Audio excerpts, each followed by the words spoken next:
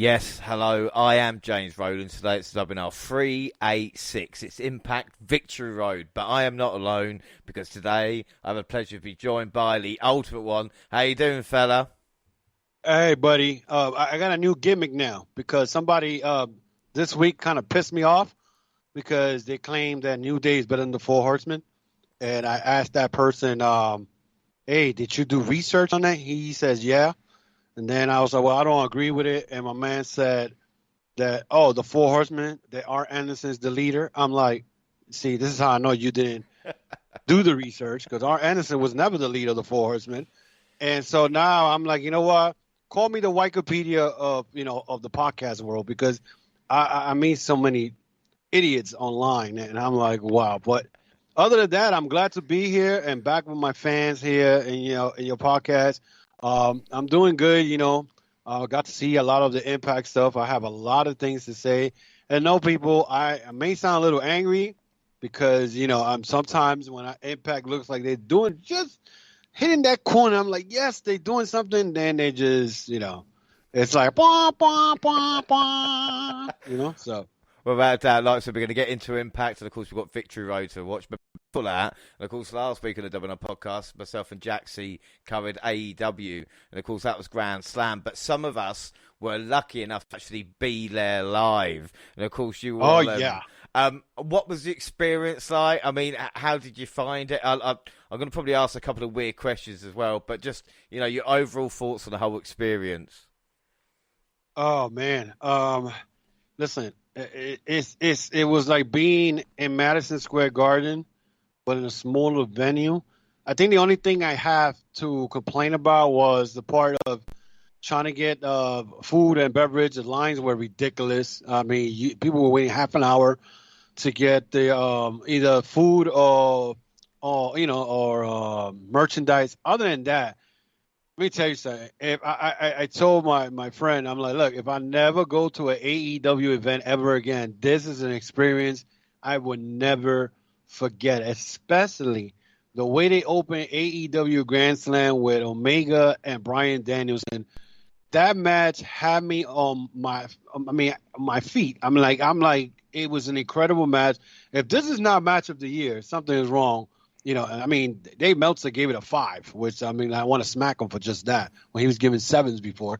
But listen, if you go to an AEW event, if you ever go up there in London or the UK, I would advise people to go because the entertainment level is so high. In my experience in watching wrestling live, I think it didn't beat G1 Supercard from 2019 because, it had New Japan and Ring of Honor, and I'm a big New Japan guy. But it was at that level, probably a little less. But, the matches were great. There was not one match in that event because they did Rampage also right after they finished AEW Dynamite. After that, the Rampage was another 2 hours. So the whole event was like 4 hours, probably 5 hours long because we also saw AEW Dark, AEW Elevation. So I got to experience all 4 shows in one night. We're talking about 5 hours of wrestling. And listen, I cannot say, it was boring. It was a great, great card. I rank it like number 2 in my lifetime that I've seen something live. But if I don't ever go to AEW, another AEW Dynamite, I will always remember. It was great, man. Well, that's unbelievable. And the question about seats, how was the seats? Was there kind of bad seat in the house, or where did you find yourself for that? And go ahead. And let's say, like you said, with merchandise and stuff like that, you mentioned lines, but was there enough kind of merch there? And was it kind of different wrestlers? Was it kind of the same guy? And kind of what the price range as well? Was it kind of the standard stuff? They didn't have a lot of stuff. That's one thing I noticed about the merchandise. They had the Adam Cole all in or all elite Adam Cole shirt. They had it for $30, which I was like, what? I'm not paying no $30. I'll get it for $24 on Pro Wrestling Tees. They had a couple of AEW stuff with the subway lines up here in New York. With the subway lines here, they have like the numbers and the letters, so they will use like the little circle, the letters on it. It says New York City is all elite and all that.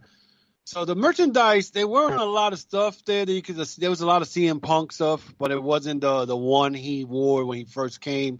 There was another different one there. So the merchandise was it was all right. The seats, even though it was a section 300 and something, it was all the way in the top, but you could see it. There was no blind side, nothing blocking it. I mean, it had a gigantic screen. So if you had bad eyesight, you could watch the match on the screen. But everybody, I mean, you did not see any craziness as far as fans. I mean, you have fans, with the Bullet Club shirts and their favorites, Omega, whatever. But it's funny you didn't see no WWE person in there with a WWE shirt, because that's one thing that drives me nuts when I see somebody go to a show that's not WWE with a Roman Reigns. I'm like, why the hell are you wearing that shit? So but the seats weren't bad. I mean, for $25, you can't go wrong. I mean, and it was comfortable. The seats were comfortable. I mean, that's where they play the U.S. Open. Yeah. That's the same stadium. So it's a retractable roof. I mean, everything was fine. I mean, the only thing I could say was the parking. The parking, usually when you go to these events, you got people that tell you, oh, you got to pay for parking. You didn't have to pay for parking. You parked the damn car under a bridge and you was good. So, yeah, that's what we ended up doing, parking the car under the bridge. Well, that said, it sounds absolutely awesome. And if the rumors are true about an AEW show coming to the UK next year, then I'm hoping I can, experience firsthand as well. Because listen. James, I tell you right now, if they come to your country, to London, man, get the tickets early. I got mine 3 months before the whole thing, so get the tickets early. I was on Ticketmaster that day they was gonna come out. As soon I went into because they put you in the room and you wait. I was number 180 something. I was lucky enough to get the tickets. Those tickets, they were like 18,000. It must have been like 20,000 people in that place. That's how packed. There was not one seat empty in there. That's how packed. It was 20,000 people in there. Like I said, it sounds incredible. I'm glad you had such a good time. But now, unfortunately, we speak about Impact. So, like I said, I appreciate what you do for me here. And we're going to start Impact with the 2nd of September. And, of course, before the Impact as well, Jay defeated John Skyler. And then Impact opened up with paying homage to Shannon Daphne Spurl, who recently passed away. Now, you've been a fan longer than I have. I mean, we just mentioned Daphne quickly. Kind of, what did you think about her and the career she had in professional wrestling? Of course, a very sad loss. Yeah, Daphne was one of the female wrestlers. I could call her a wrestler, but I remember seeing her the first time in WCW when she was with Crowbar, and I think she was with David Flair, also part of that. And I just felt instantly in love with this woman because her character, her gimmick. I mean, she was like this, nut job type of gimmick. And me, I like those crazy girls, so I don't care. So back then, I used to love those crazy girls. So it was like, I love watching her. I was a big fan of her work, even when she went to TNA at one point. I followed her on Instagram, and I know she was having health problems. I know she had to do a surgery, I think, a couple of years ago. And then I saw the video of her talking about harming herself. It was so sad. And I lost friends to suicide the last couple of years, so just seeing that brought me back a lot of those memories. And I'm like, and then just to find out that she passed away, it was just so sad because she was still young. She was only like 46 probably, probably in the 40s. And you see stuff like that, you be like, you know what? Suicide, actually depression is not a joke. I mean, I just ran, because I do marathons and all that stuff. I just did a suicide awareness in the beginning of September. And just hearing her that she took her life was just a sad thing. And, she definitely was a pioneer in the women's, movement, even though it was the early stages. But she was a character that I enjoy, and I feel bad for her family, and my condolences to her family, man. It's just, depression is serious, man. People just some people just walk around with depression. They don't talk about it, but you got to be there for your loved ones because you never know what type of pain they're living with. Yeah, and that's an excellent point, mate, like you say. And condolences to everybody, and like I said, she will be missed. But for Impact, we start with the influence. Madison Reigns to nil, Dashwood and Caleb with K versus Taylor Wilde, Jordan Grace and Rachel Ellerin. Caleb grabs Reigns' hands on the outside but rolls right into a Wilde ride, and Taylor Wilde picks up a major win over the influence. Not a bad opener, but over quite quickly. And then we take a look at the historic match between Knockouts champion Donna Pratzo and Melina at NWA Empower this past Saturday. Of course, Pratzo successfully retained her title. The following night in NWA 73, Pratzo attacked Mickie James after a match with Kylie Ray. Been conversation about this because we both checked out Empower. I didn't see NWA 73, but what were your thoughts on Pratzo's match? And I thought she came across as a real star on the show.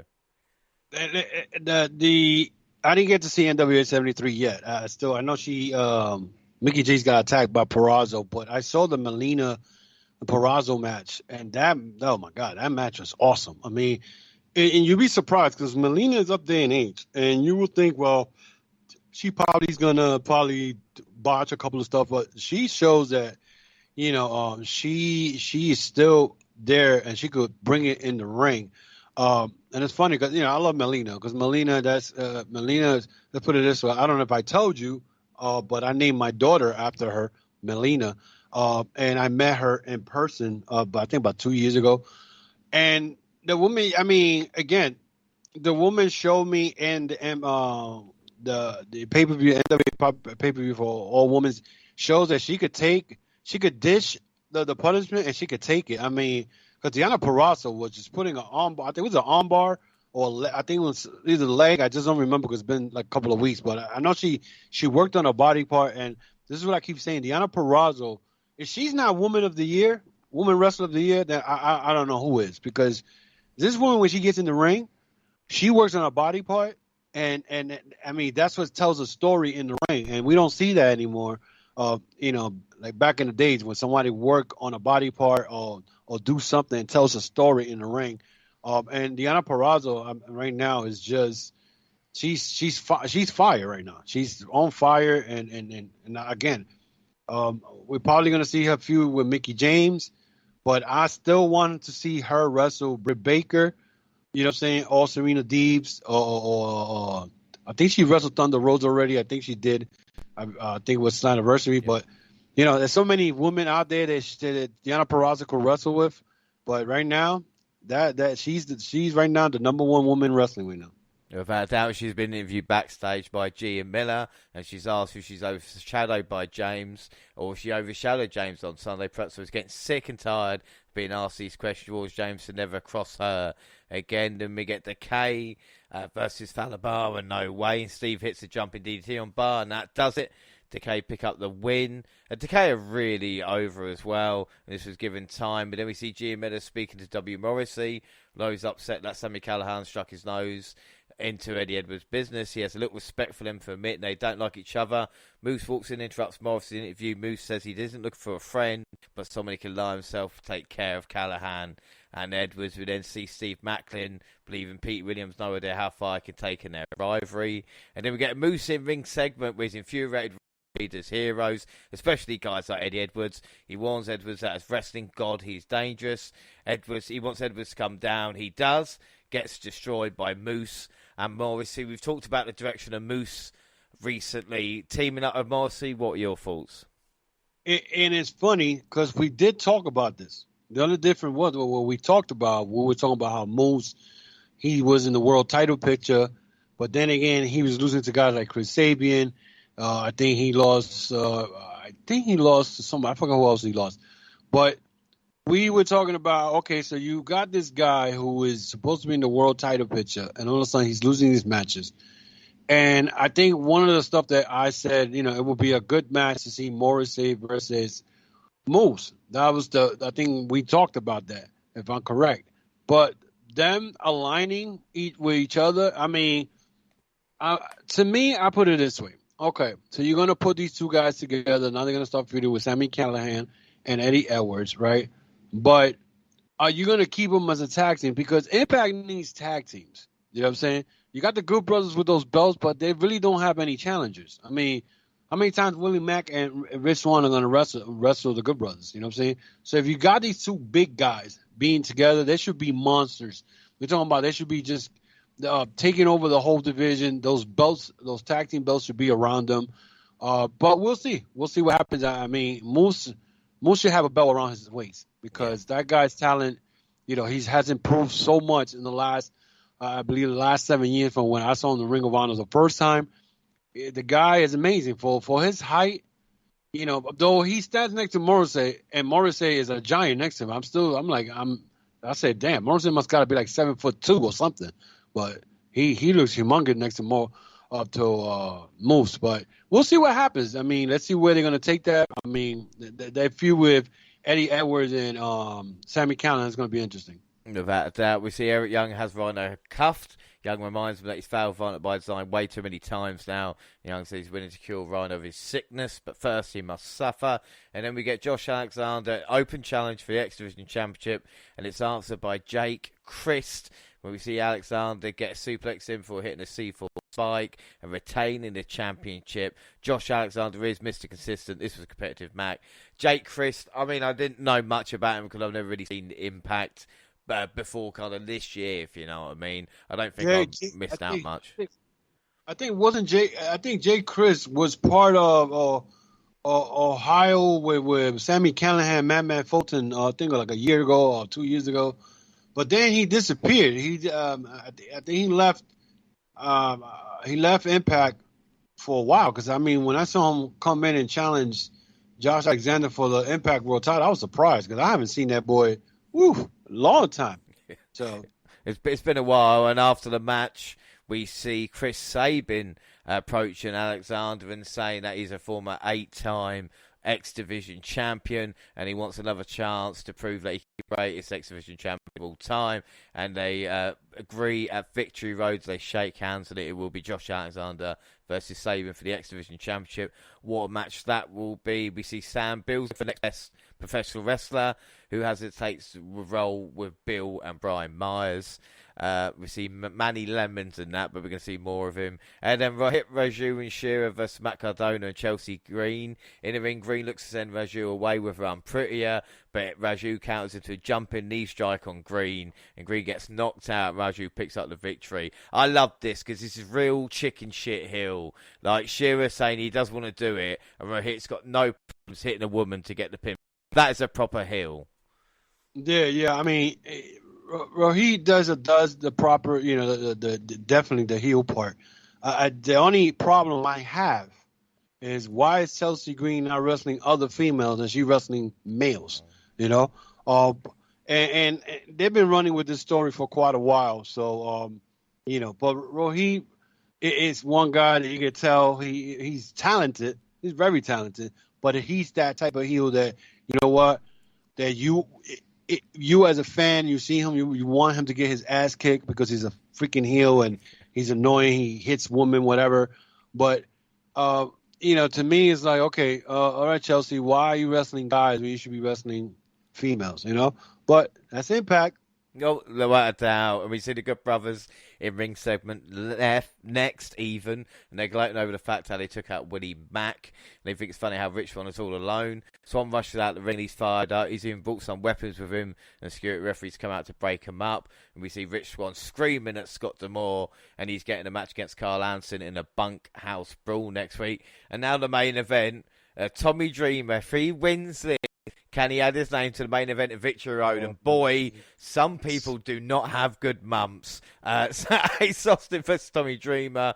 We see, look like Dreamer may be in control of this, looking for a DDT, but Fulton gets involved and Austin goes for the pin and the fold to get the victory. It'll be a one-on-one match. I like the way we thought it was obvious, but it would end up inevitable. But what of Tommy Dreamer? Because I know we've done this for a little while now, and I know you've never had the most positive reaction to Tommy Dreamer. What are your thoughts now, especially after kind of Dark Side of the Ring and all the stuff that happened, really,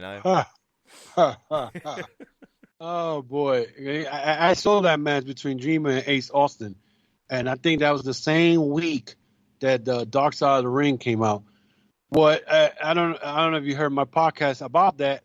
To me, whatever Ric Flair did, like I said, Ric Flair's is already documented that he used to go to these bars, take off his clothes, whatever the case may be. But at this plane ride from hell, where he said that, Flair's just being Flair, blah blah blah, and the thing that pissed me off the most was that he tried to discredit the victim. And right there, I'm like, you know what? It's funny. I never liked this dude as a wrestler, And then when I hear him in Buster Open Radio and his comments, he's always defending WWE. He's like very arrogant and whatnot. And then to him say that made me even, hate him even more, because I'm like, for him to discredit the victim goes to show you that he doesn't have respect for no female. And that's shown by just that comment alone. And it's crazy because we live in a different time. He was in ECW in 93 to 90, well, all the way to the close on. He was like the face of ECW. But if you watch ECW back in the days, how they used to treat the females in there, they used to treat them like tramps. Sometimes they even did moves on them. They put them to take spots and all that. So he's still with this 1993-94 mentality where female wrestlers or the female are not respected. We live in a different time. And for him to even say that, I even went as far on my podcast, said that he deserves to get fired. And, apparently they suspend him indefinitely. Yeah. He may not have a job anymore. Honestly, I don't like nobody losing a job, whatever, but because of his comments about the female, the victim, he deserves to lose a job, because you cannot have that mentality back from the 90s and the 80s where females don't get respected, and it's guys like him that when discredit the victim. That's why a lot of these females today, things happen and they keep that with them and they don't talk about it, because you have people like Tommy Dreamer discrediting the victim, and he was like, she was so, scared and all this, why she took the money and never took this to the fullest of the law. It doesn't matter. It was done. But you're defending it. The thing is as well, not just with Dream, but with Ric Flair, and of course we don't want to get into the situation, but the thing is, a lot of people, everybody kind of knows what he does and what he has been doing, because they know doesn't mean it's acceptable. And if anybody would have said that, exactly.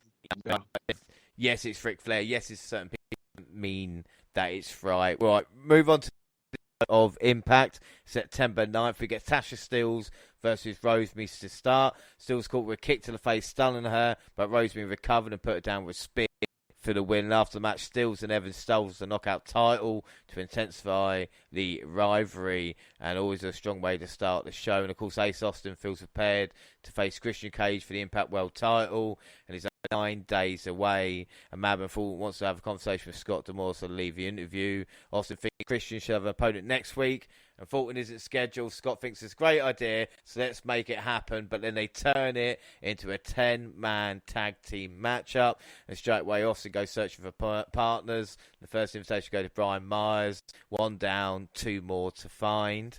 And then we see Rhino was left alone himself for a week. Sometimes evil is necessarily good and violence is a cure. It's time to fulfill the destiny.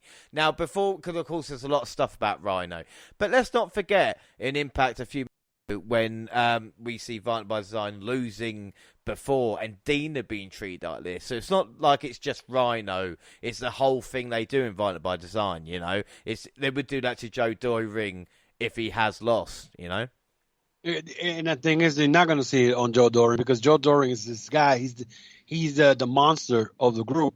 But they've done it to Dina, of course. But I like the whole story they're doing here with Rhino. Eric Young putting him in punishment and all that. But, they're going to try to put Rhino as this baby face again. So this is the thing that kind of, when it comes to Impact, they don't know what to do with certain people, because Rhino, about a year ago, he was a baby face, Yeah. So now he turns heel and he's part of Violent by Design. And they're not, to me, honestly, I don't think they're doing any favors to Violent by Design, because Violent by Design as a faction should be a group that should be, terrorizing the whole Impact company, because you got Joe Doring now. If you add, let's say, a guy like Morrissey, and you add Moose into that group, or let's take out Moose out of it. Let's say if you put Morrissey. Now you got Doring and Morrissey, you got Rhino, and then you got Dina. Dina will be like the weak link, but that will be a dominating faction. But now you put Rhino into the mix, and now all of a sudden you're trying to already take Rhino out of the mix, out of the group. So, I mean, it's getting interesting because I want to see where they're going to take this and where Rhino ends up at. Is he going to be turning a babyface, or this is just something that they're going to, kick him out? We'll see. But it's interesting because I love what they're doing with Eric Young. Eric Young, the mouthpiece, makes it so incredible because it's the way he talks, the whole promos, and whoever is producing that, man, they are killing it. Without a doubt. Up next, bunkhouse match, Carl Anderson versus Rich Swan.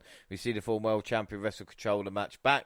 It appeared to be on his way to victory late when Doc Gallows interfered. Machine Gun capitalised on his partner's interjection, delivered a cut from the ropes onto a table that refused to break, but 3 seconds later the Hills emerged victorious. And this was a match, but Swan can't catch a break. We see Swan against Omega, and since then it's not been working out for him, has it? It hasn't been working out because now they got him teaming up with Willie Mack, and Willie Mack, he's in the mid card tier, and he's not. And then you put in Rich Swan into the mix, teaming up with Willie Mack a lot. You're not helping Rich Swan. Rich Swan is a former world champion, even though I wasn't too crazy about it. But the story between them and the Good Brothers, it's kind of cool, but you're not doing no favors to Swan because you got him in this tag team. And if you like Swan that much, why you got him in tag team? You got him in this feud with the Good Brothers. We know they're not going to win the tag team belts, And then what kills me is, again, if you're going to do a bunkhouse match, according to my calculation, where the damn is the bull rope? Because the bunkhouse match, and this is I know from Dusty Rhodes when he used to have bunkhouse match, that was always, I don't remember tables. I do remember the rope, the cowbell. That's a bunkhouse match. So Impact dropped the ball on that one, And then you have Rich Swan in more of a 2-on-1 because bunkhouse matches are no disqualification. So you pretty much, it was more, might as well call it a handicap match, or 4 counts anywhere. Because one, there was no bull rope match, no bull rope and the cowbell. There was tables. There was trash can. That was more like a hardcore match. Why would you call it bunkhouse? I don't understand. And I bet you Tommy Dreamer has something to do with that. Well, we see Mickie James redefined her career's impact as hardcore country, and it seems Jenna Pruzzo, what's that all about? She's going to get it sooner or later. We see Josh Alexander thinks that Chris Sabin lost the X Division title 8 times. And Christian Cage walks in an interview and there's a question for him. Does he want to join the team tonight? They're both respectfully about it. And Alexander says hopefully we can step in the ring someday for the world title. Rohit Raju would apologise for what he did to Chelsea Green last week, but he looked into her eyes and she wanted it. She wanted a real man to take control. Matt Cardone isn't enough for her. Great stuff. And then Chris Bay versus David Finlay. We see exchange give way to an attempted cheap pinfall by Bay. Juice Robinson appeared and broke up. He capitalised on the moment. Distraction provided by his returning partner scored a win. But after the match, Bullet Club's Hikuleo attacked the victor and his partner afterwards. Then worked with Bay to brutalise Robinson's previously injured knee. And the Hills stood tall to close out the segment. This was a good match. And Hikuleo, I know he's green, but Impact is a perfect place for him right now, isn't it? Definitely, because not only he's in Impact, but he's also a New Japan Strong, which is a perfect spot for him to, get rid of the green stuff, But he's looking much better than when I first saw him wrestle. I've been following Hikuleo since he first started wrestling at One Night in Japan, so he looks much better. I think even if he gets losses, it's still a learning experience for him. But he, this guy could, if he continues on the path he's going, he's going to be great.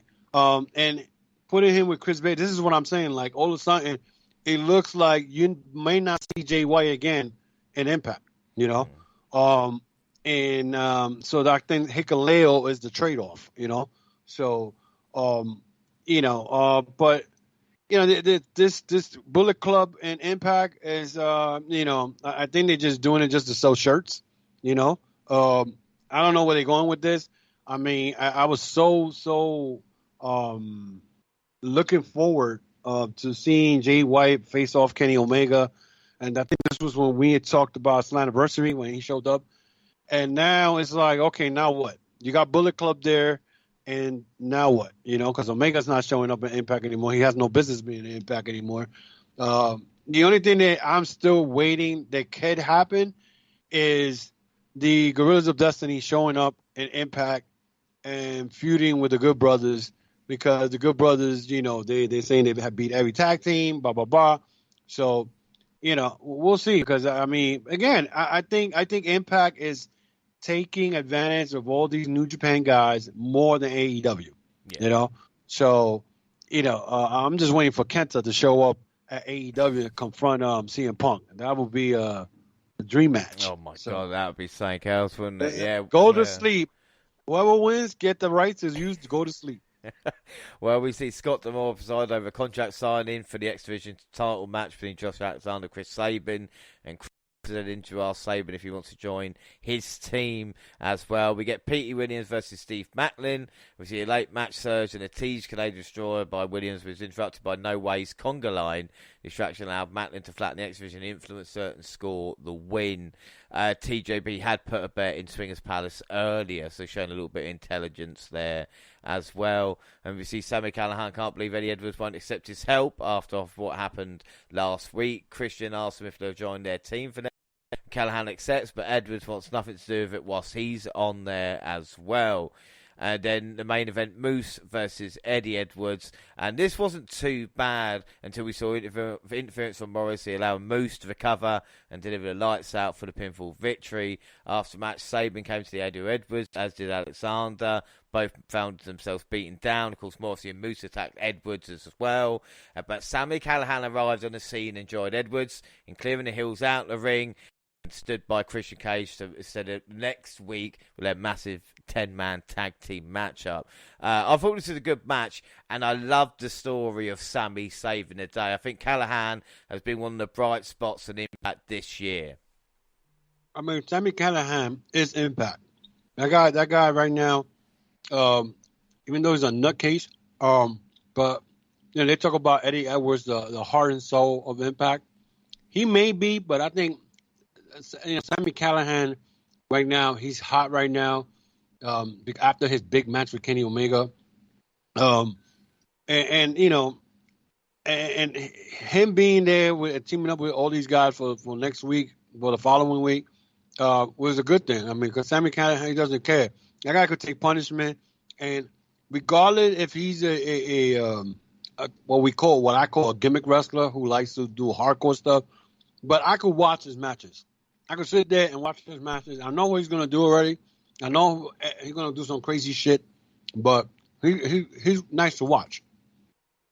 Yeah, without a doubt, like Sammy Callahan is one of the bright spots, and making the save there, looking good. What a main event it should be. Let's get to it. September 16th, we've got Josh Matthews and Matt Striker, which is not a bad thing, I suppose. And of course, Decay start the show, as always, with Crazy Steve with Black Taurus versus Violent by Design, Rhino and Dina. And we see a misfire between Violent by Design by Dina to Rhino, allowed a former circus clown to deliver a big jumping DDT for the win. And after the match, Young browbeat Rhino for his role in defeat, only for the man beast to stand up for himself, and Dina attacked, rocking him with cheap shot. Doring joined in while Young won, and EY buried Rhino under the VBD flag to end the segment. Nice quick opener. Decay start the show again. Looks like that was a nice match though. It looks like Heath's on the way back. What was the way? I mean, we've talked about Decay, but they're so over in the crowd. So when you start a show with them, it gets it going, doesn't it? You know.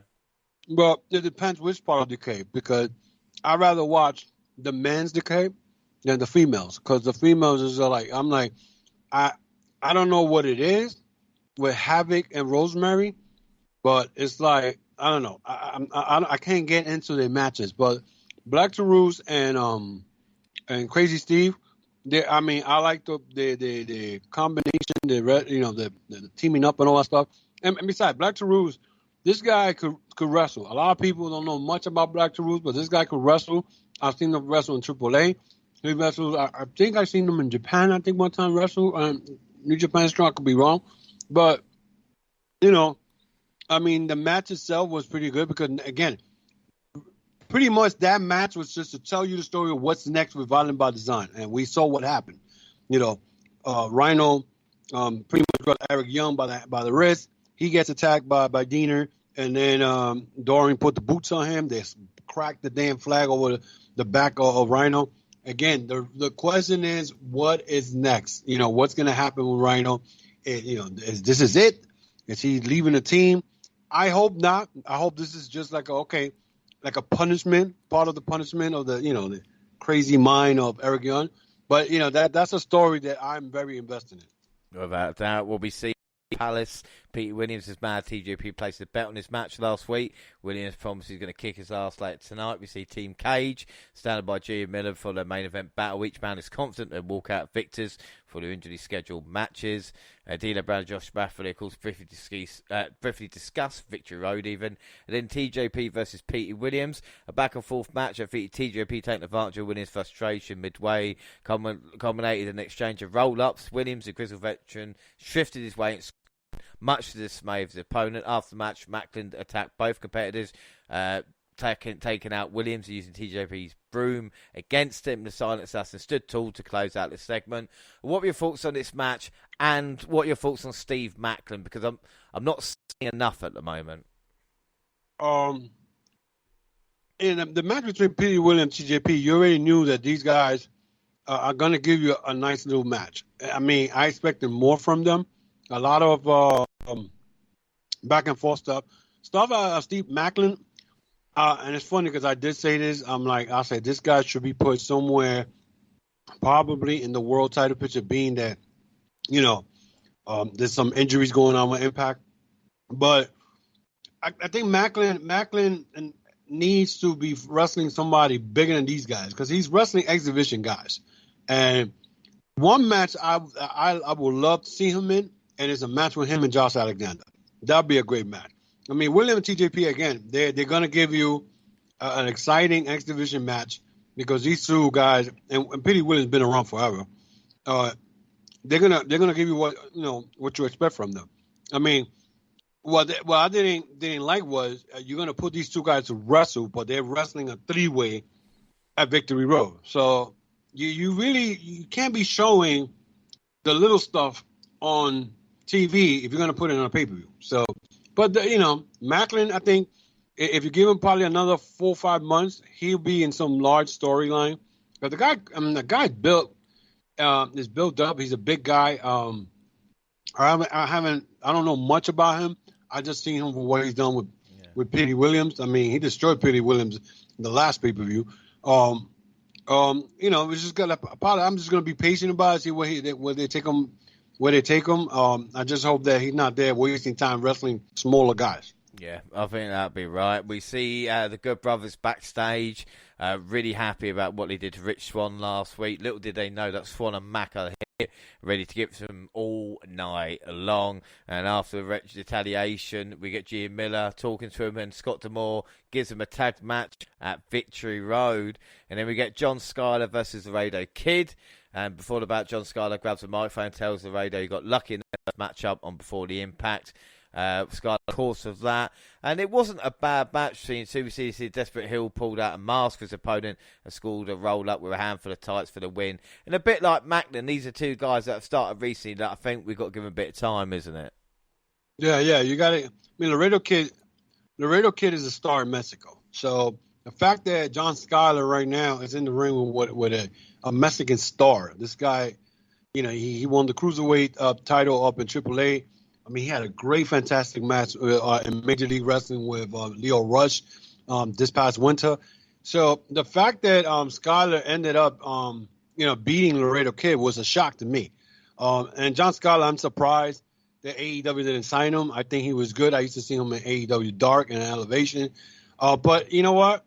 He's better off, I think, in Impact. He could be some type of headliner down the line. But it was a pretty good match. And it pretty much sets up their match in Victory Road. And these two guys, again, he pinned a guy who has a lot of fanfare in Mexico, is a star, is a well-known wrestler, Laredo Kid. He teams up sometime with the Lucha Bros, and that was a big win for him. It's all about me with Tadil Dashwood next. I think the less about it, the better. You then see a blind ambush from Matt Cardone on Raju. Cardone wants a match, Raju, and he proposes to more. And of course, he's making the contest a no DQ match. And then Matthew Ray Walt versus Trey Miguel. We see Miguel attempted a comeback. Ray Walt delivered a carry spinebuster for 2, but Miguel avoided the director's cut, brought Ray Walt to the mat and forced a submission to earn that was a surprise victory. Yeah, I mean, that was a surprise. I did not expect Trey Miguel to be the Drama King. He's not picking up many single wins, is he, Drama King, since winning that tournament? This is the thing that gets me upset. It's like you brought in the Drama King to team up with your Impact World Women's Champion, the Knockouts Champion, okay? A woman who's hot right now, the number one female wrestler in the world, and that's just my opinion. A lot of people may disagree, but now that he's not really involved with her like that, now he's losing to Trey Miguel. I couldn't understand that. I mean, it was a good match, and I was like, did he just tap out Trey Miguel? I couldn't believe it. So I don't know where they're going with that. But if you're gonna have the Drama King in there, you have to push him. You can't keep having the same guys. If you're not gonna push Moose, you're not gonna push Morrissey. You're gonna have him attack team. You're not pushing Rick Swan. What are you doing? You know what I'm saying? What are you doing? Well, after the match, Jenna Pratso hit the ring and delivered a low blow to the victor, only for Mickie James to follow and ignite a brawl that requires security to break it up. Launch yourself on top rope, White to Virtua team out on the floor. Diona versus Mickie, we've talked about it. It will be fire. This was a fantastic segment between the two women that are bringing more eyes to Impact and a lot more other wrestlers up. Yeah, I mean, this is going to be, I cannot wait. I cannot wait to see these two women go at it. I don't see Peraza losing the belt to Mickie James. And if they do, I'm probably going to lose my mind. This it's like I said, you're going to have to bring outsiders into to Impact because Peraza has beaten everybody. No, and she's beating everybody. Right now, you could say maybe the only one who may give her some type of trouble is Jordan Grace. And right now she's teaming with Rachel Ellering. They're doing this spot with Tanu Dashwood and whatever her other name is, Big Head. So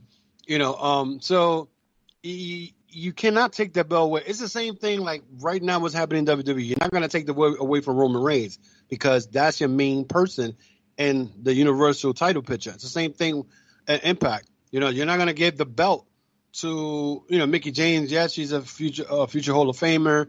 She's done a lot into the business, but what is she going to do? Unless you have her, beat Peraza, but then you bring in NWA female wrestlers to come in as part of the Forbidden Door. I don't see that happening, but you never know. We'll be interested to see what happens there. We now move on to the main event. Like I said, Team Cage, which is called Christian, Josh Alexander, Eddie Edwards, Chris Sabin, and Sammy Callahan versus Team Austin, Ace Austin, Fulton, Moose, Myers, and Morrissey. We see the action breakdown with each competitor hitting the signature offense till Edwards delivers suplex off the top rope and on the other wrestlers in the match. Floor. Back inside Cage delivered a spear to Mars and Alexander, who now the legal man for the Bayface, delivered the underhook pole driver for the win. I'm really digging kind of Impact at this moment in time. I thought the build up to this was good. I thought the main event was great, and it made me look forward to Victory Road even more. What were your thoughts? Yeah, I mean, again, to me, there was a 10-man tag, so it could get chaotic, but the matches were good. But it pretty much this match shows you that Josh Alexander is the one who's going to be the next in line to be world champion because he got the pin for the team. So I mean, it's the setup for the Victory Road was pretty good because now you had the 5 of the best baby face in the company who are going to go into the pay-per-view to go through whatever matches they had.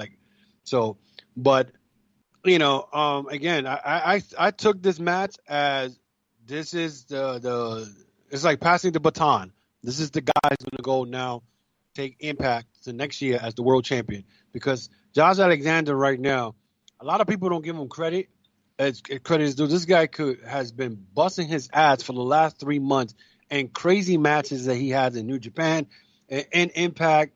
I believe he had a couple of them in New Japan, and it's not like he's beating a slouch or ham and eggs. He's beating guys who has made a name for himself in the industry. So the way I saw this match was, Christian Cage, his time as being world champion is coming to an end, because Josh Alexander is going to be the new Impact world champion. Yeah, well, then again, it might happen before, because, of course, at Victory Road, the main event, Ace Austin versus Chris. We're going to get onto that right now. Saturday, the 18th of September. We talk about, I was excited for this. I thought there was 2 matches at Victory Road that I thought would be great, and that would be Josh Alexander versus Chris Sabin, and of course Ace Austin versus Christian. What match were you most looking forward to? And I say excitement level to event. I mean, how were you feeling going into this? Well, looking forward to this match. The match that I was looking for was, of course, Josh Alexander and Chris Sabin, because I've been, like I said, the last couple of months, I've been following Josh Alexander, and I'm like, this guy, he's gonna do something big before the year is over. That was one match I was looking forward to, but I was also looking forward for the Finjuice versus Bullet Club to see where that lands, and the Callahan and Edwards versus Moose and Morrissey. But I think more Callahan and Edwards versus Moose and Morrissey, because I wanted to see where it's gonna go, where the storyline is gonna continue. Because it's a new fresh feud. So those were the ones that I was really looking forward to.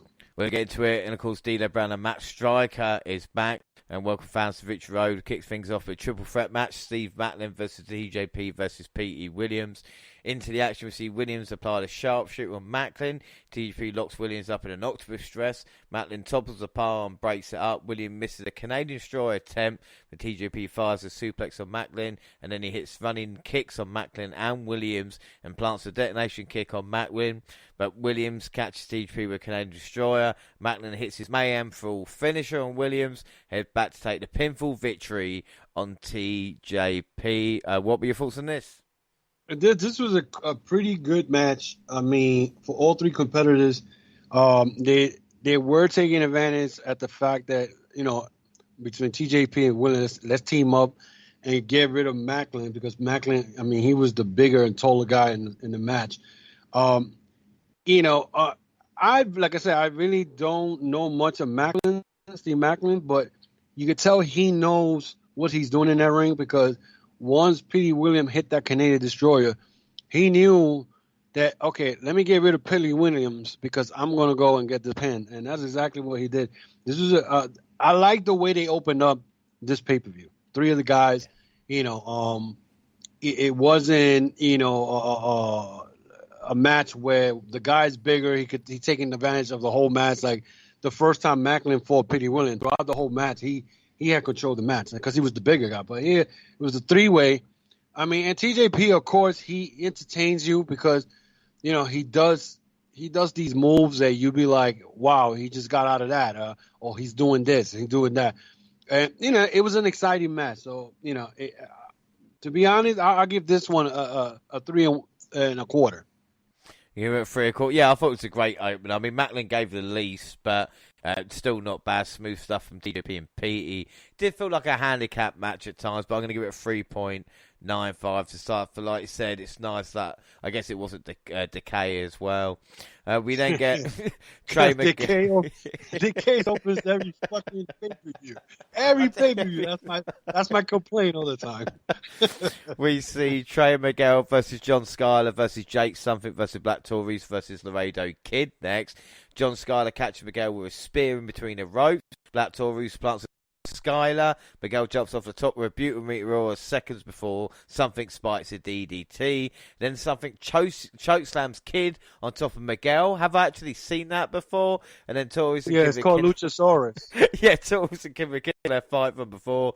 Torres catches a crucifix bomb.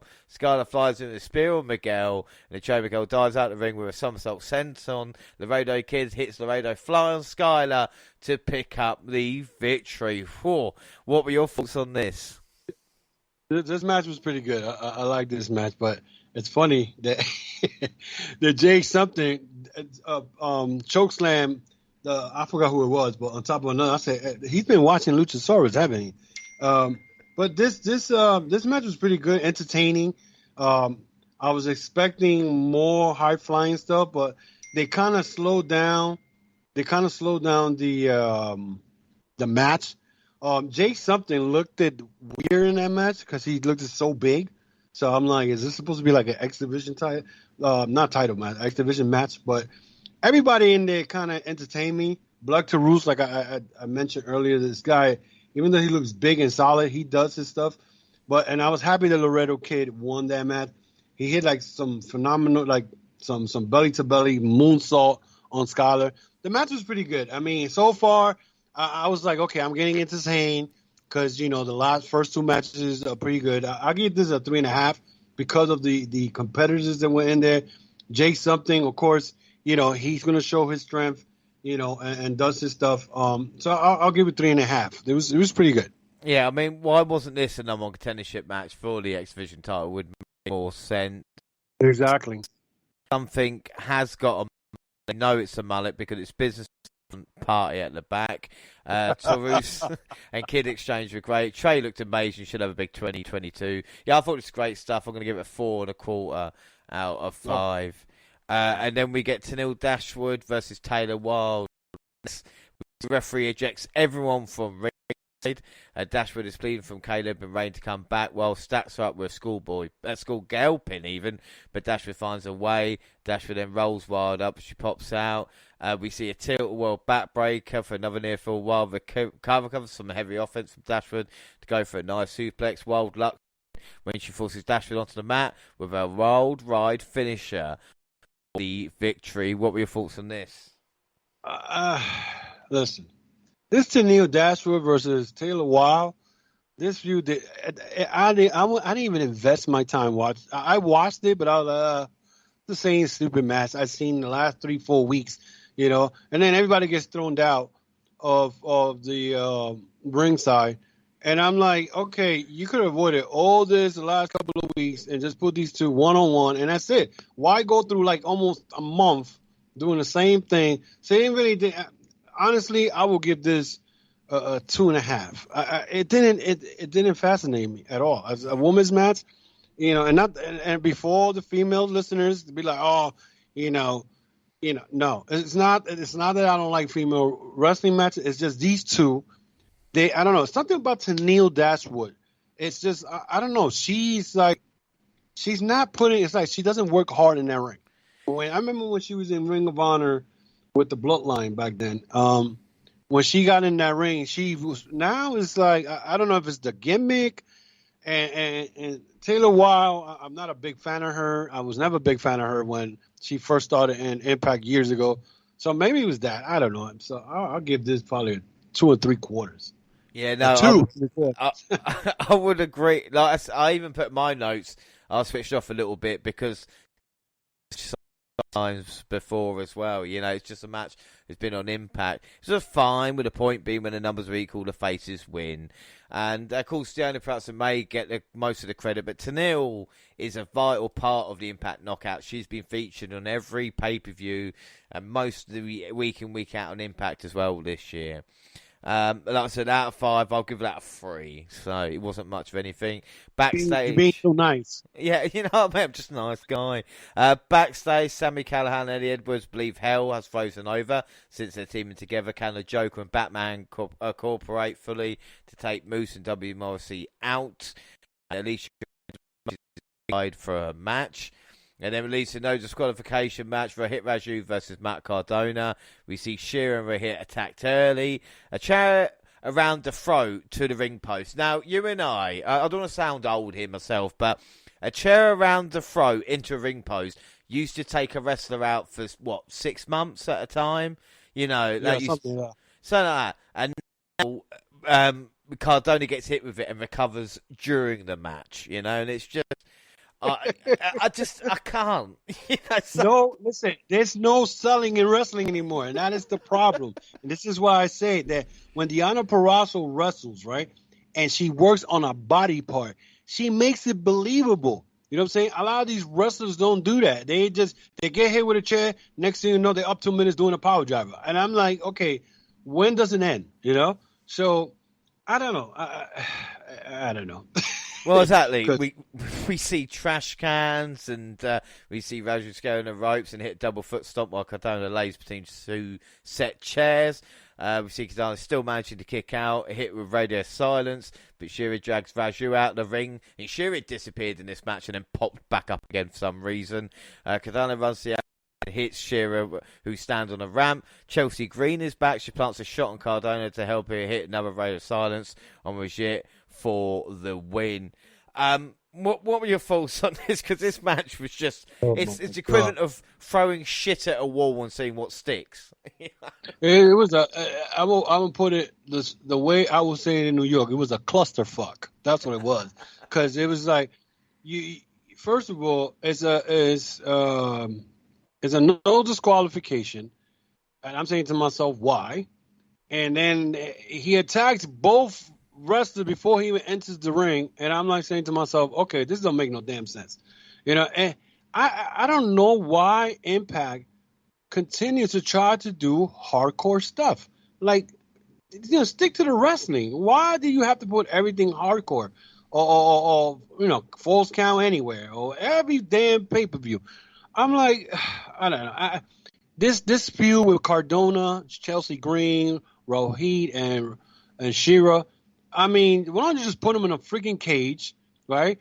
And take Chelsea Green out of the equation, make Cardona team up with somebody, and get this shit over with. I don't want to see this shit no more. You know, I really don't, to be honest. So that's my thought of it. I mean, to me, that I'll give it a 3 for effort. But other than that, nah. I'm not too crazy about it. I wasn't too crazy about that match. I'm tired of seeing every pay-per-view there's a freaking hardcore match. And for me, Cardona is not why I watch Impact. And that's not having to go at the former Zack Ryder at all, but I just think it's him playing it safe and Impact playing safe with him as well. Again, 3 1/4. But here's the crazy part, though. Here's the crazy part. I don't know if you've been following Matt Cardona the last couple of months, but how is it that he's wrestling like this in Impact, but then he goes to Game Changer Wrestling, has this crazy hardcore match with Nick Cage, and then he just won 2 belts this past weekend. I think he's doing some hardcore stuff too. So I'm like, so you're not wrestling the way you wrestle in Impact somewhere else. See, that doesn't make no sense. So I don't know. And I think that's the part that I don't like, because when I see him wrestle in Impact, he's not wrestling like he's wrestling in Game Changer Wrestling or somewhere else, you know? So I don't know.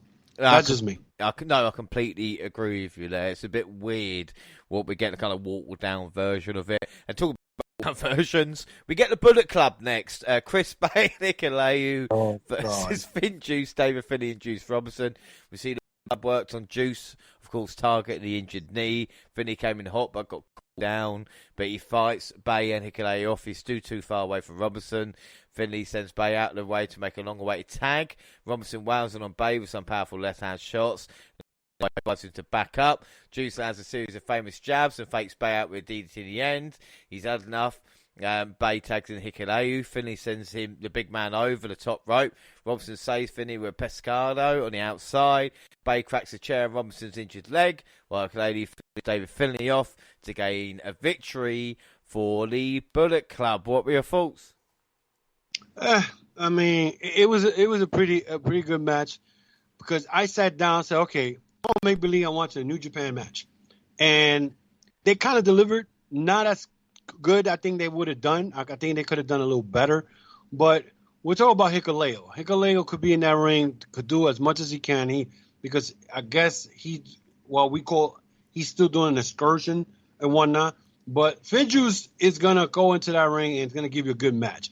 I like the way they did the story because if you know that the Bullet Club attacked Juice Robinson and his leg, so they kind of we're telling the story about that. We're going to continue attacking the leg, the one we beat up a couple of weeks ago. So, you know, and it's cool because it was telling a story of what's going on between Bullet Club or the watered down version of Bullet Club and Finjuice. And the way it ended with Chris Bay hitting Juice Robinson with the chair on his leg and Hikuleo then getting him the pin, that goes to show you that, you know, they could tell a good story. And this is probably going to continue because they right now, like I said, Impact is taking advantage of the fact that they have, you know, these guys from New Japan, even though Chris Bay is not from New Japan, but he's part of Bullet Club. So it was a pretty decent match. I will give it a 3 and probably 3 1/4. It could have been a little better, but it is what it is. Well, I've always preferred Juiced.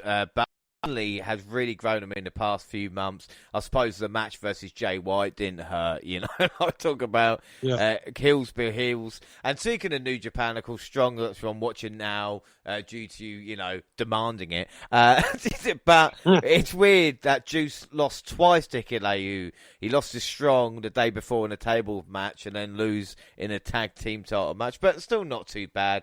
A 3 3/4 out of 5 for me. And then they recap Sammy Callahan and Eddie Edwards Alliance heading to our next Callahan and Edwards versus Moose and Morrissey, and we see the big men taking a fight to the faces moments before the bell rings, but we see Callahan and Edwards hitting stereo dives and then working like a well-oiled team, but the big boys take control, the faces come back with exchanges. Moose grabs a kendo stick and runs to the ring with it. Eddie steals the stunt pole driver from Callahan's playbook and applies it to Moose.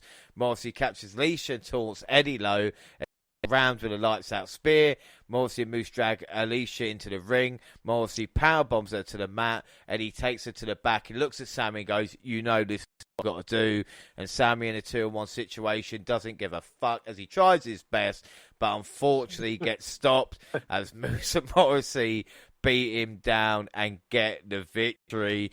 I like this story. What do you think of the match?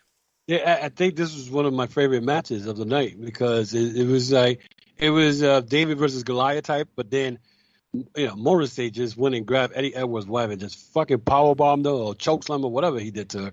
And I'm like, okay, this storyline is gonna get real good because now my man just crossed the line. He just hurt Eddie Edwards' wife, so they're probably gonna take it. The next time they face off, it's gonna be some wild, probably some 4 counts anywhere, whatever. See, that I don't mind seeing those guys doing it because I've seen guys, Sammy Callahan, Eddie Edwards do it, but anybody else, nah.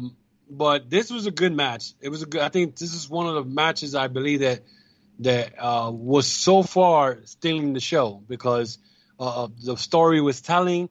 Again, these 2 big guys came and tried to bully Eddie Edwards and Sammy Callahan, who Eddie Edwards and him do not get along, come together to fight a common cause. Yeah, and Moose wins, which is great. We've not seen him win in so long. Yeah, exactly. It's been only the last time he pinned anybody.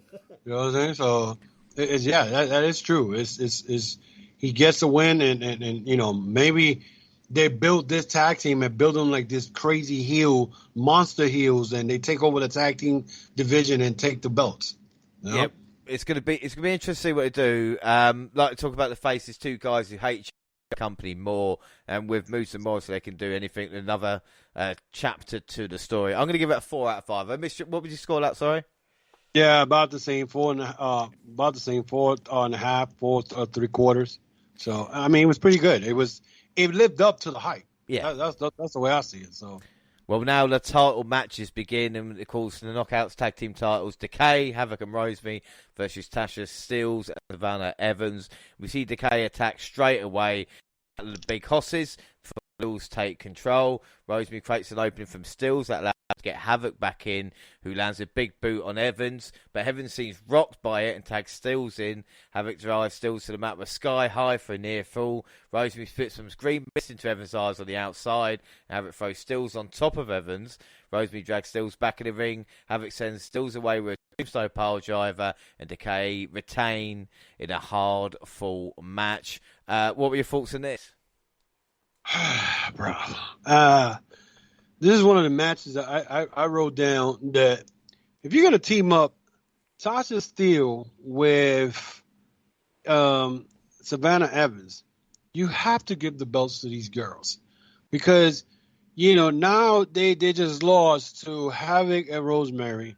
That tells me that they're going to keep pushing Decay to, I don't know how far they're going to do it. And right now, if you look at the women's division, besides Jordan Grace and Rachel Ellery being a legit tag team, who else is there? They could fight. They could, challenge Rosemary and Havoc. I mean, and to me, I felt like if they would have just gave the belts to Evans and Steels, and then you probably could have more matches with these two teams, and maybe build another tag team. Maybe have Tasha Steele and Evans against Ellery and Grace. But no, I don't know who was booking this, but I was not happy with the outcome. The match is pretty decent. I'll give it a 3 because it's like Havoc and Rosemary does not bring anything new in their matches, and I guess that's why I'm not impressed by them being the champions. It's the same thing, screaming, biting, same shit. So I'll give it a 3.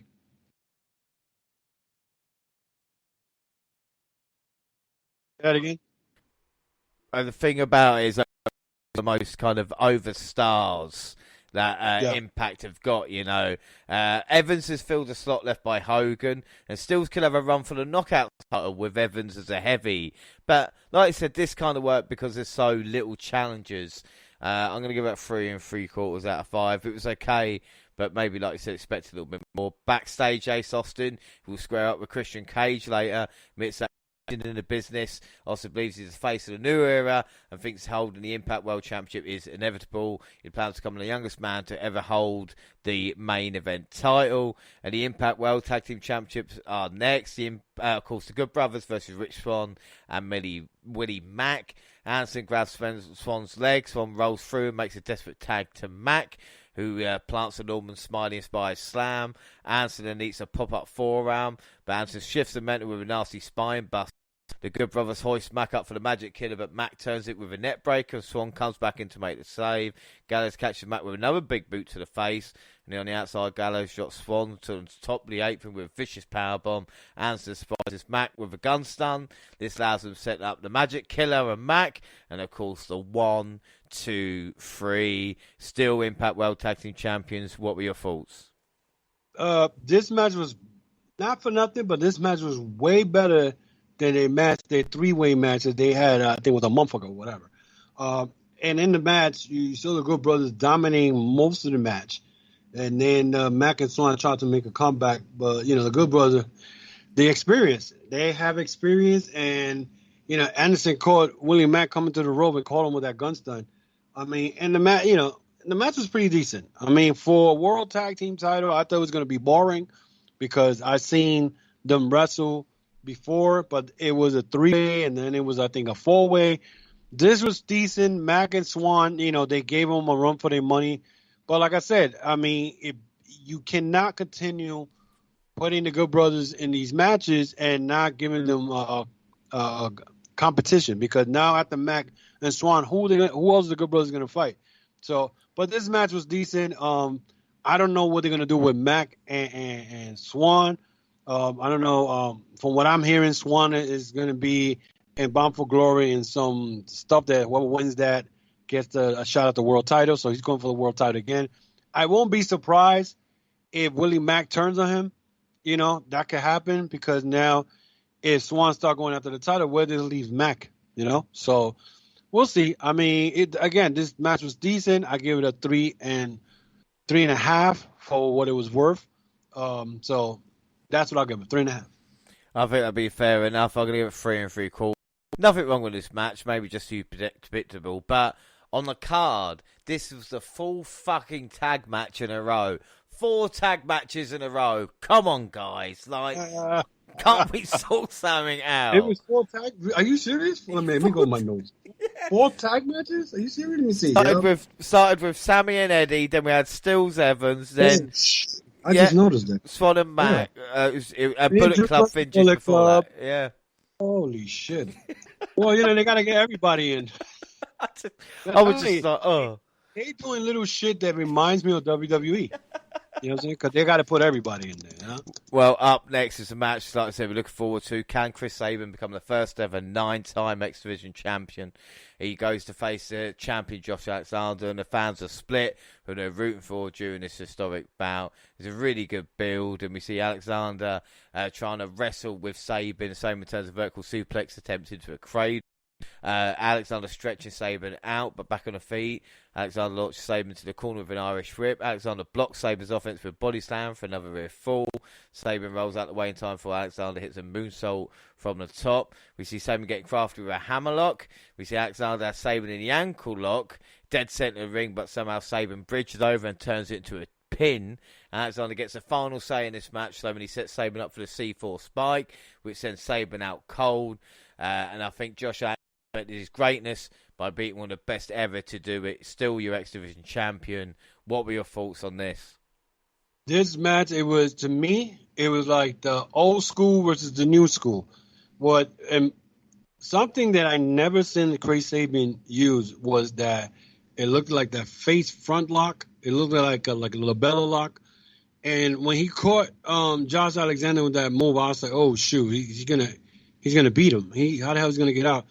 But again, Josh Alexander, proving that, he deserves to be the X Division champion. I mean, these guys were doing a feel-out process in the beginning, and then all of a sudden we just started with submission moves. Sabin pull out everything, all his cards, and using moves that I never seen him use before, and the match was good. That match, I think, outdid the tag team between Callahan and Edwards, so this automatically became my favorite match of the night, I think, and I give that a 4 4.25 because that match was good. I mean, it started off a feel-out process, then they took it to the submission moves, and then Alexander doing his C4 spike. I'm telling you, he's going to be the champion. He's going to be the world champion. Yeah, I mean, Josh has been important all year. I hate to agree with Striker, but he is one of the best wrestlers in the world. What a match. So hard-hitting, maybe surprisingly so. When you think about Josh lost his mouthpiece and his headgear in this matchup. Oh, man. He kicked him so hard his fucking headgear came off. Talk about hard-hitting action. Oh, shit, bro. He hit him. I said, oh, shit. It looked like a wig popping out his head. So... And with C4 Spike has been built as a big time finisher as well. There's no one getting their shoulders up from that. Great sign of respect afterwards. Always nice to see. I'm going to give this a 4 3/4 out of 5 because, like I said, it's great when a match just delivers like this. And now the main event, the Impact World Championship, Christian Cage versus Ace Austin. The fans are on their feet as the bell rings. The referee catches Fulton's second attempt on Cage, leading the ref to eject Fulton from the ringside. The fans sing him out. Cage slides back in the ring with inverted tornado DDT for a near fall. Cage lands a few short combat shots for going up and finally over the ropes to hit a slap on the outside. And we see Cage hit 20 top rope punches on Austin. We see both men exchange nail biting pin attempts. Austin rolls in just in case falls off the top with a frog splash, and Austin's ready to end it all with a fold. And he charges towards Cage, but Cage meets him halfway there with a spear. And Matlin Fulton sneaks back down to the ring, because when you've been kicked out, that's what you always do. But Cage recovers in time to catch Austin with a kill switch, and Captain Charisma retains his Impact World Championship. What were your thoughts? That match, again, Ace Austin, I'm not going to say that he deserved to win that match because, I think his time came and went. They should have given him the world title a long time ago. But Ace Austin, when he's in that ring, he's going to deliver. Again, Christian, I got to give him credit because this man, he didn't wrestle for 7 years. He's in that ring with young guys. And Ace Austin's one guy that he's a high flyer. He's quick. He has a lot of speed. And Christian, and you know, I remember when he came to AEW, LR, what this old guy doing? He has impressed me since he came to AEW. The fact that he's in that ring with guys like Ace Austin, who's probably 20 years younger than him or whatever. I mean, the match lived up to the hype. I'll give it a 3 3/4. It could have been a little better. I hate outside interference, but we know that Madman Fulton was going to get involved, and even after he got thrown out. But this was a decent match, and I like the ending of the match and what happened afterwards. So, you know, but Ace Austin, hopefully, you know, he'll be back into the X Division fold and get that belt back. He deserves the X Division championship. Yeah, I think without a doubt, you know, I mean, Ace looked fantastic. What a hell of a main event. Both men shone here. And then afterwards, Josh Alexander comes out and walks in the ring face-to-face world champion.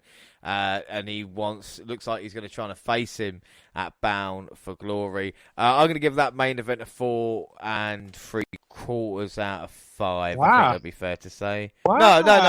No. I was 3/4? I was looking at 4. I'm going to give it 4.5 because I don't want it to be.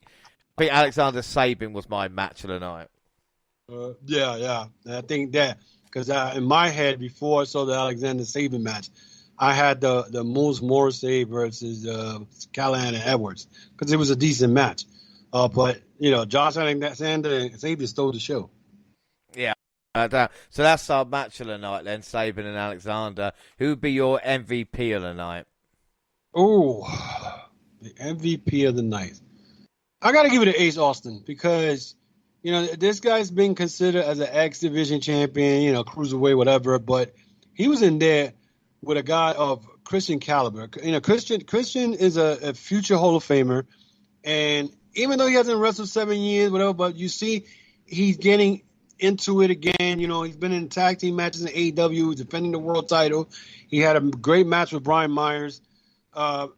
You know, but Ace Austin, you know, you would have thought like, oh, you know, Cage would have got rid of him in 5 minutes. But no, I mean, I give it to Ace Austin because, you know, he shows that he can hang with the heavyweights. I could easily say it's Josh Alexander, but we know what Josh Alexander brings to the table. We know that he was going to have a great match with Sabin. But, you know, I always look into something that maybe someone that, you know, may not have been getting the recognition they deserve. And Ace Austin, I've been saying this for months.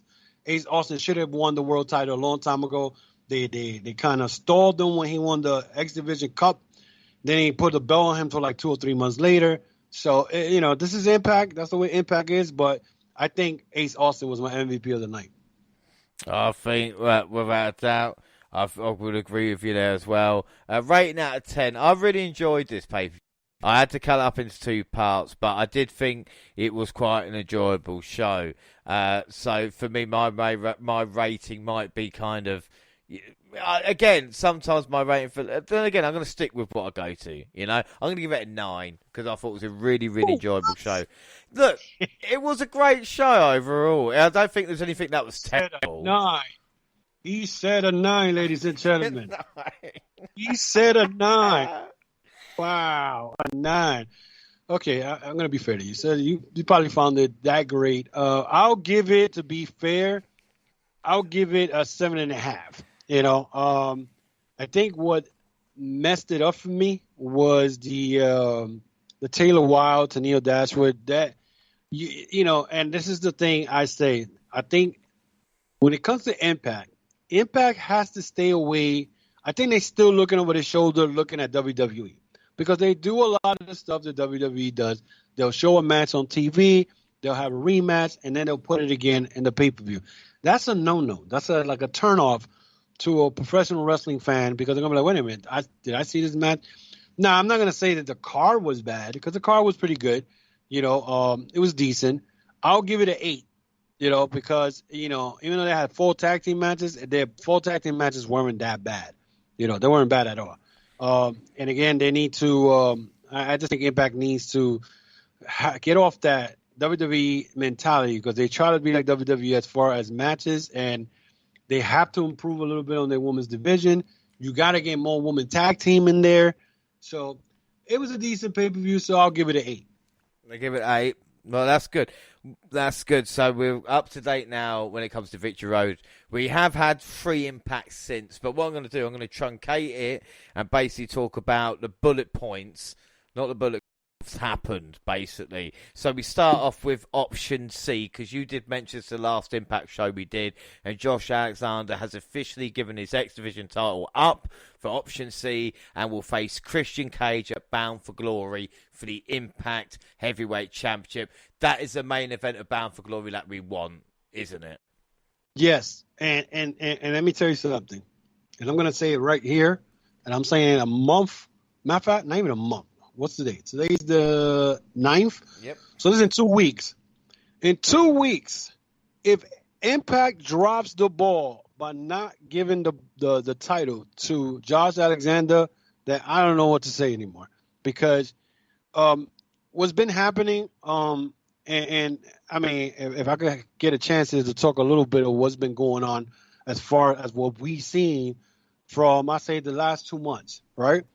They teased the stuff with Kenny Omega versus Jay White. It never happened, right?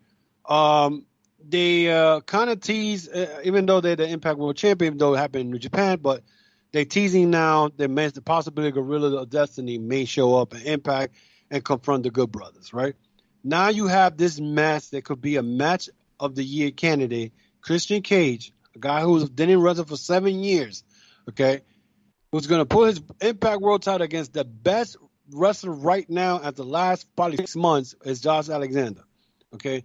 And if you don't give the belt to Josh Alexander because you want to keep Christian as the champion because of his name, then I don't know where Impact is going. Because, again, like I said earlier, they still got a lot to work. And I was telling you before we went on the air that I watch Impact for you because I know we do the reviews and you love Impact.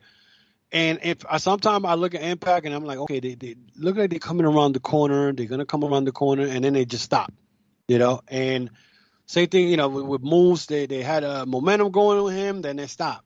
The same thing, Morrissey, they had a momentum going, they stopped. Now they team up Moose and Morrissey. So if they don't give the belt to Josh Alexander on October 23rd, and I stay up to 1 o'clock in the morning here in New York to watch this show because it's starting at 10.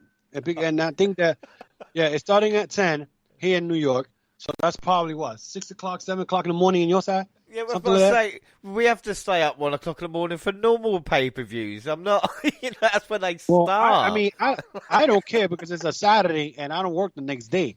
But it's just, I'm saying, like, if I got to stay up to 1 o'clock in the morning to watch Christian Cage retain his belt, I'm going to lose my head because, you know, I mean, and then to top it off, they're talking about you're going to have AAA wrestlers, you're going to have Bullet Club members, you're going to have New Japan. So this is a big show. So if you're going to close it out, and you're going to close it out, let's say the show is great, that's the best way to have Josh Alexander win the belt. And that's the start of a new era. You know what I'm saying? And I mean, it's right there for them for the taking. They could run with this, and God knows where they'll be by the beginning of next year. Like we said, we talk about the X Division title being up for grabs in a triple threat bout. There's been qualifying matches happening on Impact, and people need to go and watch Trey Miguel versus the Radio Kid versus Alex Zane, which was a banger of a triple threat match, which Miguel did win. We see with Bullet Club members, El Fantasmo returning to help out Hikuleo and Chris Bay. What were your thoughts on these 3 men representing Bullet Club in Impact? Well, now they brought in a veteran of Bullet Club with Fantasmo, but Fantasmo's been there. He had a great match with Josh Alexander. I think it was in May. That match, oh my God, that was an awesome match. But now it makes it interesting because now it's 3-on-2. Who is Juice Robinson bringing in? So now that's the question. Who in New Japan is coming in to help Finjuice? So, you know, that now, again, you sit down, wait for the Forbidden Door to come through and see what happens. So we'll see. I mean, they got 2 weeks to build for Bound for Glory, and, you know, we got to see what happens. Well, like I said, it will be interesting to see. Of course, we had the Sami Callahan injury, and Impact dealt with this by saying that he got attacked by Morrissey and Moose, and it looks like it's going to be Moose who's kind of attacking Eddie Edwards' wife as well. Looks like they're going to lead up to a Bound for Glory match there. It is a shame with Sami Callahan, but hopefully Eddie Edwards can keep some momentum with that. We speak They're talking about he's not coming back to spring of 2022. That is crazy. He will be missed a lot with that. The Perazzo versus Mickie James feud heated up big time with Perazzo going to the home of Mickie James. I think if I was a 13-year-old boy watching these two women brawl in the farm, I would be using the video footage differently, shall we say. But I thought this is some great stuff between the two. I understand what you're saying. Yeah.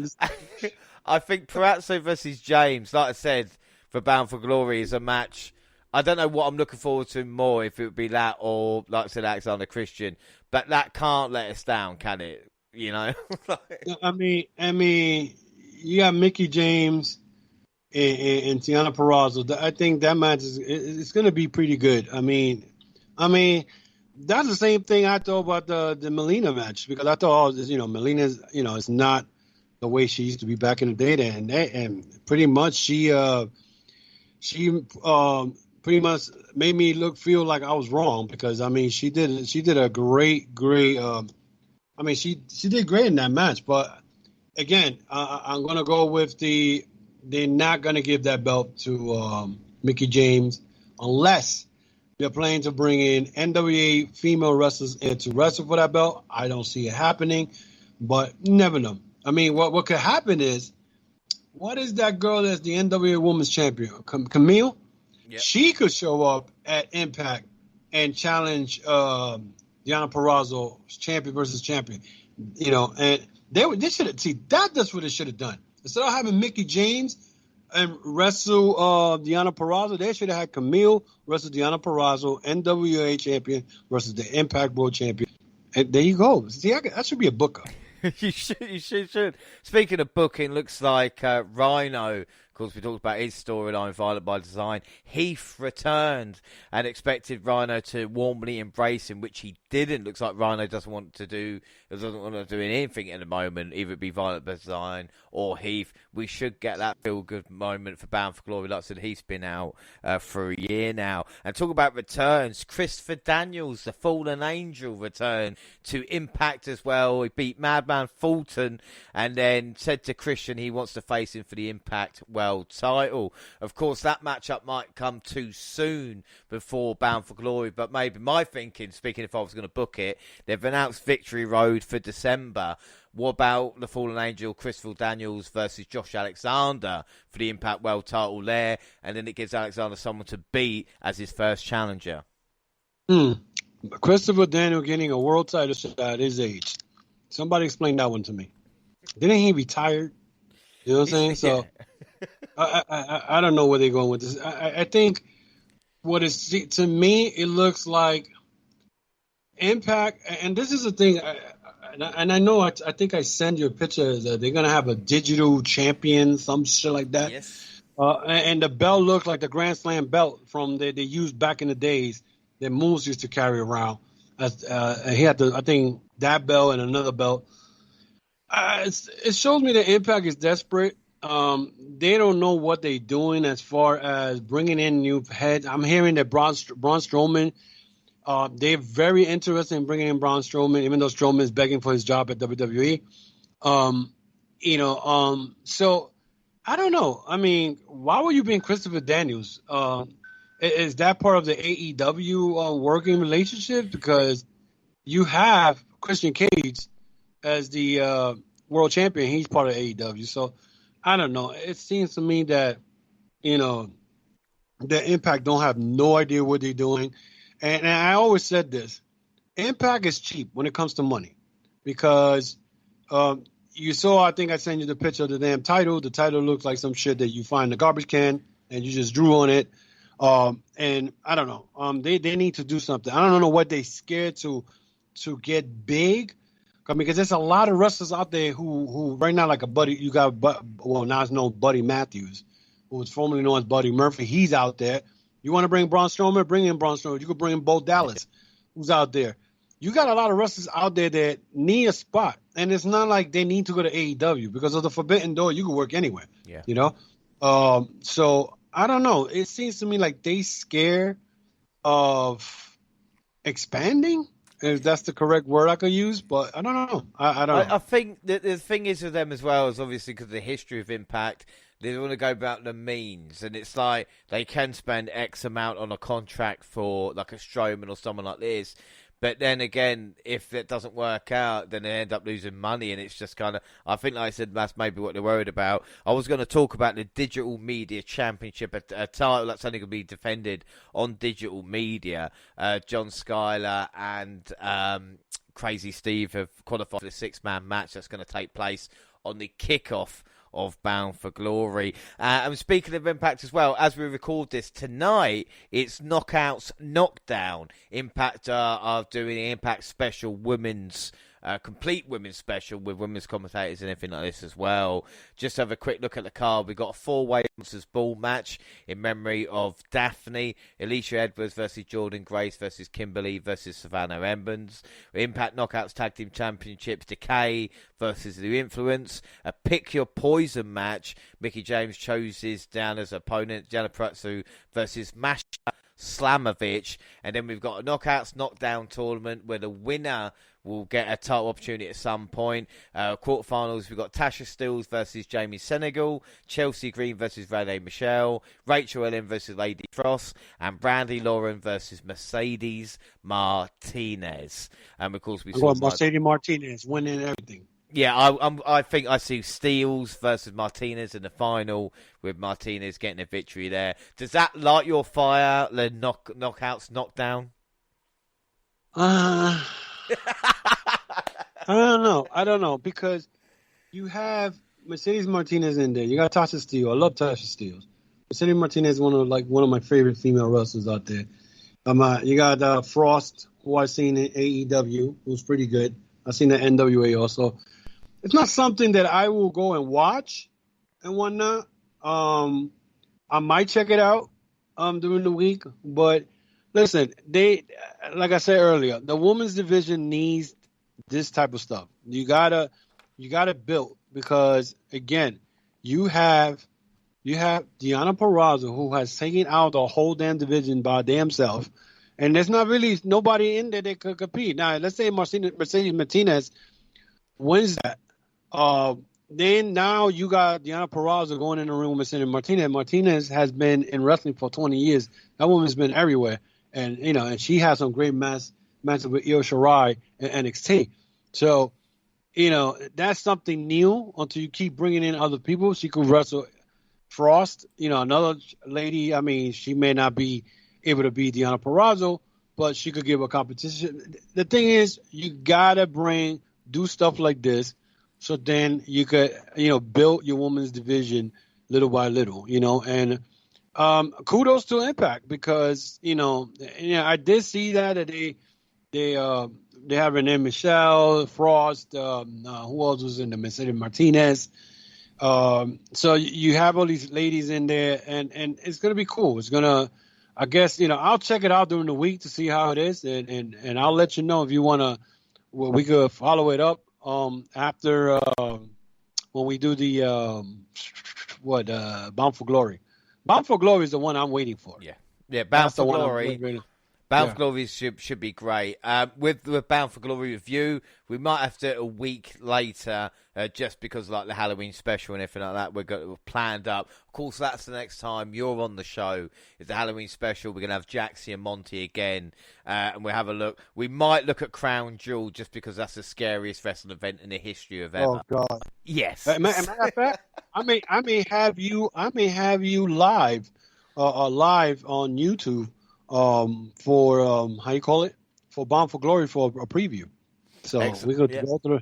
Yeah, but let's see what happens. Let me see my schedule. I want to do it a couple of hours before the show. Then again, the show don't start at 10 o'clock over here. So but we could do that. So if not, AEW Full Gear. Everything is set up. Mr. Hangman Page is back. Well, like I say, the next two shows that we're going to do as group shows will be, like I said, the Halloween special, which would be the 4 of us, and then the plan is to do AEW full gear. Like this SummerSlam show we did, 3 hours of just AEW goodness live with, of course, Jaxie, Monty, yourself, and me as well. It should be a fantastic couple of months. And then, of course, in December, we've got the WNR Awards as well, so I think we could do that all together as well, you know? Yeah. I mean, you know how it is. You just let me know, and I'm here, and, you know, I mean, I have a lot of fun talking about this. It's like I'm letting out some steam to my therapist. Yeah, well, sir, no, much appreciated. Like I said, I appreciate you having to watch Impact just so we can kind of do this show together as well. But that is it for today. Don't forget, across all social media, Twitter at the WNR Podcast. I'm at the WNRJR. Do you want to just plug your stuff? Let me know where they can find you. Yeah, y'all guys can find me on Facebook, Instagram, and Twitter, the Chokeslam Wrestling Report. You can also find me on audio podcasts on Apple, Spotify, and Amazon Music. I also have the YouTube channel called the Chokeslam Wrestling Report. So you can check me out there. Without doubt, the WNR also on Facebook and Instagram. Across all the Google platforms, send us an email at WNRpodcast@gmail.com, and YouTube podcast where we will latest clips. They got the same time you do SoundCloud on your phone, also Spotify and iTunes, where you can download, subscribe, rate and review there. So that is it. Like I said, our next episode will be with Monty. That's the next update. Our next one, with the ultimate one, will be the Halloween special, or shall I say the wrestling Wikipedia of the WNR podcast. Yeah, the wrestling Wikipedia. Y'all want to know something, anything from the past, come talk to me. Well, until then, I have been James Rhodes, joined by the ultimate one. Thanks for listening, everybody, and bye.